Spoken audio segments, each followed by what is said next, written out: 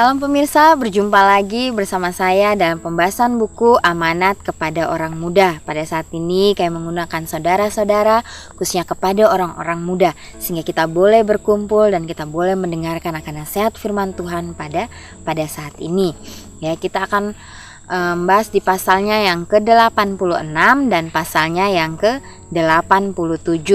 Judulnya Rasa Hormat, ya, rasa hormat. Hai sahabat-sahabatku, orang-orang muda yang kekasih, inilah kesempatanmu untuk memuliakan Tuhan di atas dunia agar kau dapat melakukan ini. Maka engkau harus menjauhkan pikiranmu dari perkara-perkara yang dangkal, yang tak berguna, sembrono, lalu berbalik kepada perkara-perkara yang kekal. Kita sekarang hidup dalam suatu abad di mana kita harus terutama memperhatikan nasihat juru selamat yang berbunyi, jagalah dan pintalah doa supaya jangan kamu kena penggoda. Salah satu penggodaan yang terbesar ialah rasa kurang hormat. Tuhan itu tinggi dan suci adanya, dan bagi jiwa yang rendah hati dan percaya, rumahnya yang di dunia, itulah tempat umatnya bertemu untuk berbakti.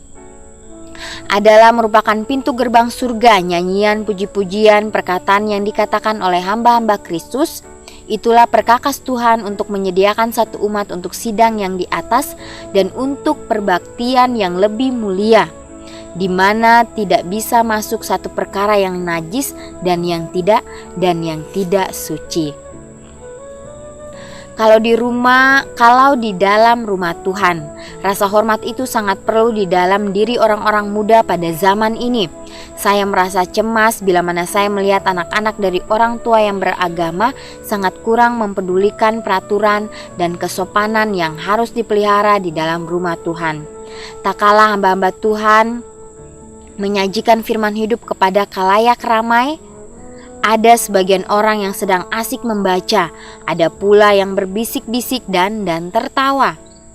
Mata mereka itu berdosa dengan mengalihkan perhatian orang-orang yang ada di sekelilingnya. Kebiasaan yang jelek ini kalau dibiarkan dan tiada dicegah, ia akan merajalela serta mempengaruhi orang lain.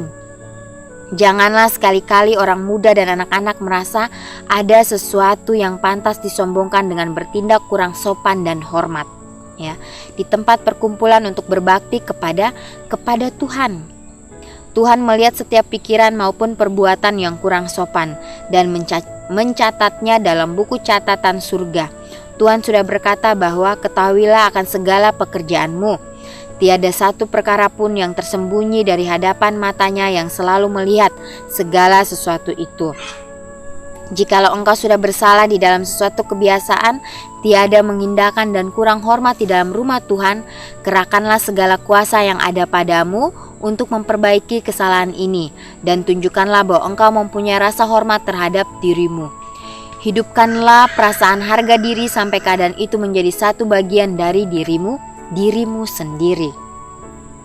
Janganlah engkau bertindak kurang sopan terhadap rumah Tuhan, dan dalam berbakti kepadanya, misalnya dengan jalan berbicara satu sama lain sementara khotbah.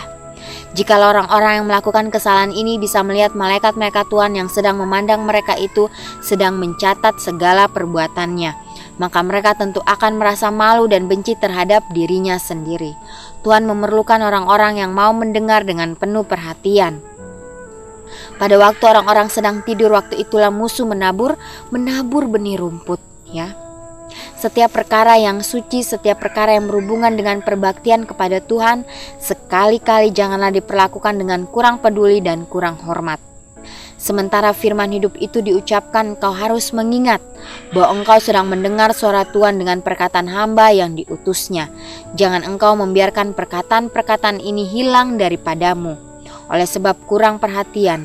Jikalau engkau memperhatikannya, maka ia dapat memeliharakan kakimu supaya jangan menyimpang ke jalan yang salah. Ya, jadi seringkali kita menyepelekan akan hal-hal yang kecil di dalam kehidupan kita, ya, di mana kita tidak mempunyai rasa hormat di saat perbaktian di rumah Tuhan, ya. Biarlah pada saat kita mendengarkan akan nasihat firman Tuhan ini, ya, sebagaimana Yesus katakan, jagalah dan pintalah doa supaya jangan kamu kena ke dalam penggodaan itu. Ya, seringkali kita orang-orang muda pada zaman ini, ya, bahkan anak-anak, ya. Nyonya White menekankan di sini para orang tua yang beragama sangat kurang memperdulikan peraturan dan kesopanan yang harus dipelihara di dalam rumah Tuhan. Ya, Nyonya White menuliskan ini, ya, benar, ya. Saat ini terjadi di dalam gereja kita. Ya, seringkali kita kurang hormat di dalam rumah Tuhan. Ya, biarlah kita boleh meminta akan tuntunan kuasa Tuhan. Ya, karena di sini hal yang sangat kecil yang harus kita perhatikan di dalam kehidupan masing-masing kita. Ya, khususnya bagi anak-anak kita pada saat ini. Ya, biarlah kita terus menanamkan akan nasihat firman Tuhan di dalam pemikiran mereka. Ya, di sini juga dikatakan mengenai, ya, bila mana pada waktu orang-orang tertidur, ya, pada saat mendengarkan firman Tuhan, ya, disitulah musuh menabur benih rumput. Ya, ini adalah hal yang harus kita perhatikan di dalam kehidupan kita. Ya, seringkali kita mengabaikan ini. Ya, biarlah kita minta ampun kepada Tuhan. Ya, biarlah kita minta pertolongan Tuhan sehingga Tuhan sanggup memampukan kita untuk selalu menghormatinya, khususnya pada saat kita berada di Ka'bah Tuhan. Bergurau atau mempermainkan perkara-perkara kesucian. Saya sangat merasa sedih, ya, Nyonya White, ya, sangat sedih melihat betapa banyak orang-orang muda yang mengaku beragama tidak mempunyai pengetahuan apapun tentang perubahan hati. Ya. Mereka belum mempunyai perubahan dalam tabiatnya. Mereka belum sadar bahwa mengaku menjadi seorang Kristen adalah merupakan satu perkara yang suci. Kehidupannya berlawanan sama sekali dengan cara pikiran orang yang beragama. Jikalau mereka betul-betul termasuk anak-anak Tuhan yang sejati, maka mereka tentu tidak akan penuhi dengan segala omong kosong dan kegila-gilaan serta sendaugura yang tidak pantas. Juga segala perkataan bodoh dan perbuatan-perbuatan yang tak senonoh dari orang-orang lain tidak akan mempengaruhi mereka itu untuk berbuat demikian. Satu hati yang dipenuhi dengan kemauan untuk mendapat kemenangan dan kerinduan untuk masuk ke dalam surga akan menolong dengan maksud yang teguh dan tetap tiap-tiap pencobaan hendak mengolok atau mempermainkan perkara-perkara keagamaan. Adalah sangat berbahaya melalaikan pokok perkara ini. Tidak ada satu kebodohan yang begitu menyesatkan dengan berbuat masa bodoh dan kurang peduli. Di mana-mana kita melihat orang-orang muda yang berwatak sembrono. Semua orang muda yang berwatak begini harus disingkirkan karena mereka itu berbahaya, dan jikalau mereka mengaku dirinya orang Kristen, ya, maka haruslah mereka itu lebih merasa gentar. Pikiran mereka sudah ditempa dalam tuangan yang lebih rendah, sehingga adalah lebih gampang bagi mereka menarik engkau ke bawah sama dengan derajatnya daripada engkau mengangkat mereka itu kepada pikiran yang tinggi dan mulia dan kepada jalan kehidupan yang benar. Pilihlah sahabat-sahabatmu orang-orang yang mempunyai budi bahasa dan kelakuan yang senonoh. Dalam rangka menunjukkan apa yang paling baik dapat kau lakukan demi puji-pujian bagi Tuhan, maka teman-temanmu itu pun haruslah demikian keadaannya, sehingga mengingatkan dalam pikiranmu perkara-perkara yang suci, terpisah daripada perkara-perkara yang biasa. Jikalau engkau mau memperoleh pandangan yang luas, pikiran-pikiran dan cita-cita yang mulia, maka haruslah engkau memilih sahabat yang bisa menguatkan asas-asas yang benar. Biarlah setiap pikiran dan maksud tiap-tiap tindakan menuju pada kehidupan di akhirat dan keselamatan yang kekal. Ya, jadi biarlah kita jangan menyusahkan akan hati Tuhan, ya, dengan segala kelakuan-kelakuan kita yang tidak sesuai dengan kehendaknya, ya.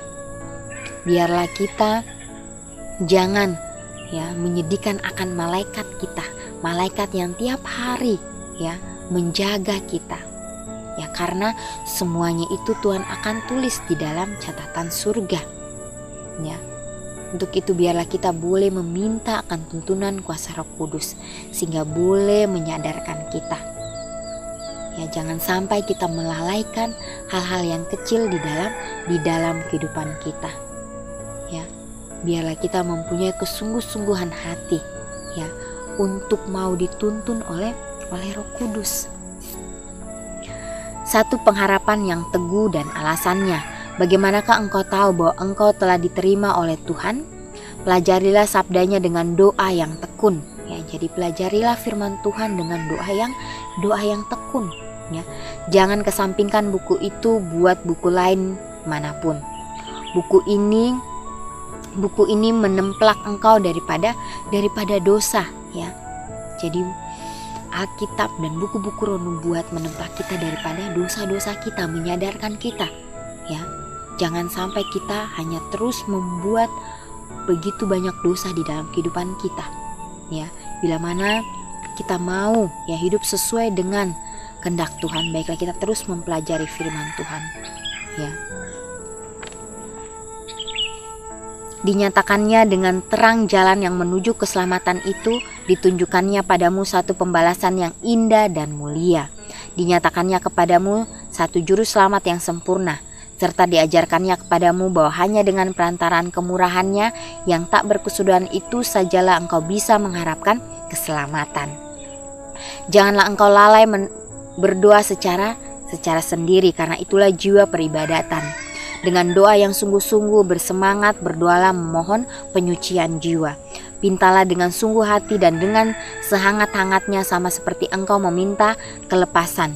Bila mana jiwamu yang fana ini berada di dalam bahaya, tetaplah berdiri di hadapan Tuhan hingga segala kerinduan hatimu yang tak terucapkan itu diadakan dalam dirimu dengan keselamatan, dan bukti yang indah diperoleh dengan diampuninya dosamu. Tidaklah pantas pengharapan atas hidup kekal itu diterima atas dasar yang rapuh. Hal itu suatu perkara yang harus ditetapkan dari kekal sampai kekal. Di antara Tuhan dan jiwamu sendiri, satu pengharapan yang disangka saja dan tidak lebih dari itu akan menjadi kebinasaanmu. Oleh sebab itu, engkau harus berdiri atau jatuh dalam perkesaksian akan halmu. Di sana engkau bisa melihat apa yang dituntut daripadamu untuk menjadi seorang Kristen. Ya, jangan engkau menanggalkan senjatamu atau meninggalkan medan peperangan sampai engkau mendapat kemenangan serta bersorak-sorak di dalam penebusmu. Ya, jadi pada saat kita hidup di dunia ini, ya biarlah kita terus berjalan bersama-sama dengan Yesus. Jangan pernah kita melihat ke belakang.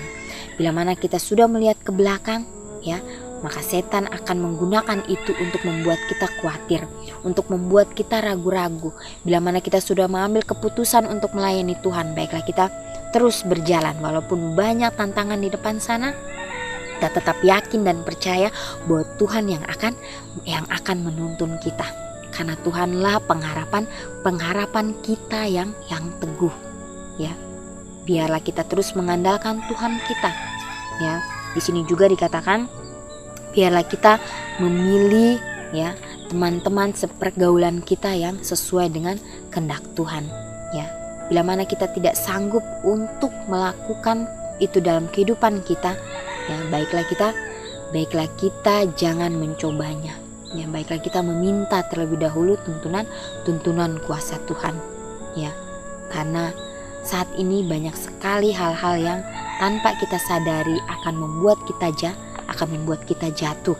Dan di sini dikatakan biarlah kita boleh mengambil akan doa-doa pribadi kita di dalam diri kita masing-masing, karena itu sangat penting ya. Karena bila mana kita banyak berdoa maka akan banyak kuasa ya. Bila kita sedikit berdoa maka akan sedikit kuasa itu ya. Biarlah kita terus ya menjadi anak-anak Tuhan ya, yang selalu mencerminkan setiap karakter Tuhan. Bila mana kita ingin disebut ada pengikut-pengikut Kristus ya, orang-orang Kristen, biarlah kita boleh menunjukkan ya orang Kristen yang sejati, pengikut-pengikut Kristus yang sejati ya, yang layak untuk disebut sebagai tentaranya di akhir zaman ini. Ya, biarlah kita minta akan kuasa Roh Kudus ya untuk selalu menuntun kita dari hari ke hari. yang khususnya kepada orang-orang muda, biar kita boleh mengambil komitmen kita pada saat ini ya, sehingga kita boleh menyerahkan kehidupan kita dan hanya Tuhanlah yang akan sanggup menuntun kita ke jalan yang benar. Ya, terus pandanglah kepada Tuhan dan biarlah minta akan roh kerendahan hati itu supaya menjadi bagian masing-masing kita. Biarlah pelajaran ini boleh menjadi berkat bagi kita. Kita akan berjumpa lagi di kesempatan yang berikutnya. Tuhan memberkati.